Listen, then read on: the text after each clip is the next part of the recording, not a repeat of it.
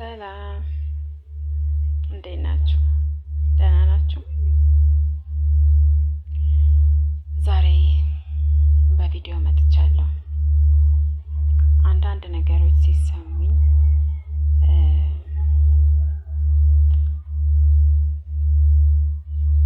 እንደተሰሙኝ ብቻ ማለፍ ይከብደኛል።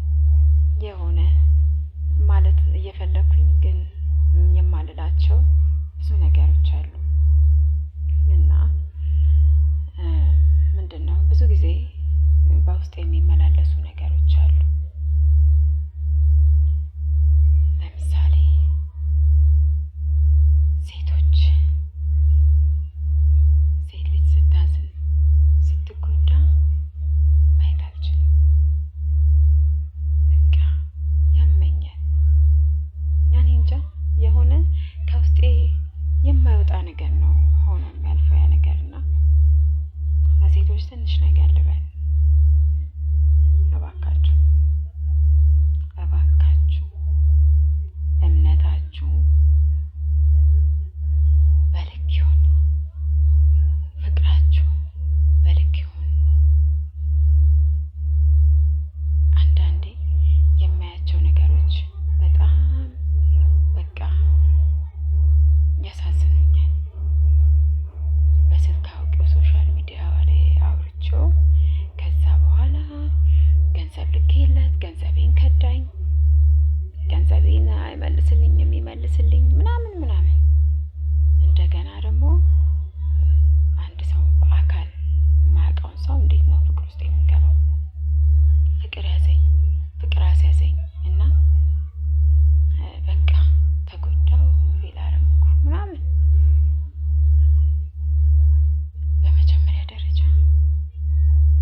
ፍቅራችሁ እምነታችሁ ገደብ ላይኖረው የሚገባው ከፈጣሪያችሁ ጋር ብቻ ነው። በቃ ከፈጣሪያችሁ ጋር ብቻ እንጂ ሰዎች ላይ የሚኖረን ነገር ገደብ ሊኖረው ይገባል። እባካችሁ ህይወታችሁ ላይ ቆፍጠን በሉ፣ መርምሩ፣ እወቁ፣ ንቁ። እየተነሳሽ ብቻ እወድሻለሁ አፈቅርሻለሁ ምናምን ስለተባልሽ አይ በቃ ብለሽ ዘለሽ ገና በጽሁፍና በድምጽ ለሚያወራሽ ሰው ፍቅር ውስጥ ከወደቅሽ ነገ አንቺ ህይወት ምንድን ነው የሚሆነው? ነገ የሚኖርሽ ህይወት ከዛስ በአካል ሲኖርስ ምንድን ነው የሚፈጠረው? ልብሽን ጠብቂ፣ ልባችሁን ጠብቁ፣ ልባችንን እንጠብቅ።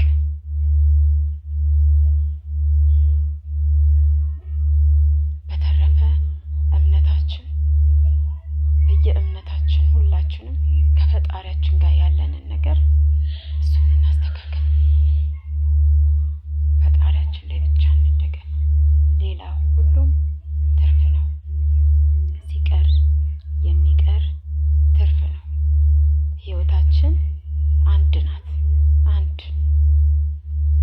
ይሄንን ማመን አለብን። ይሄንን ማወቅ አለብን።